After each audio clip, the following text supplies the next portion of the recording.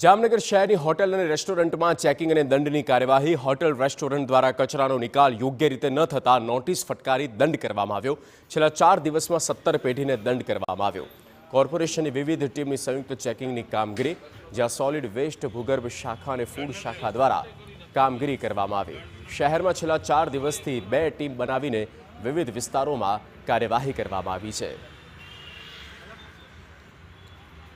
જામનગર મહાનગરપાલિકા વિસ્તારની જે આ ભૂગર્ભ ગટરોમાં ચોકઅપ થવાના પ્રશ્નો અને બીજી બધી ફરિયાદો અનુસંધાને જામનગર મહાનગરપાલિકાના કમિશનર સાહેબશ્રીની સૂચનાથી ભૂગર્ભ ગટરના એન્જિનિયરો, સોલિડ વેસ્ટ વિભાગ અને સાથે ફૂડ વિભાગને રાખી હોટલ રેસ્ટોરન્ટની જો કોઈ ફૂડ વેસ્ટ ભૂગર્ભ ગટરમાં જતો હોય તો એને 10,000 રૂપિયા પેનલ્ટી રૂપે દંડ કરવાની જોગવાઈ કરી છે. અને અમે આ સતત કામગીરી રવિવારથી આજ દિન સુધી છેલ્લા 4 દિવસથી કરી રહ્યા છીએ.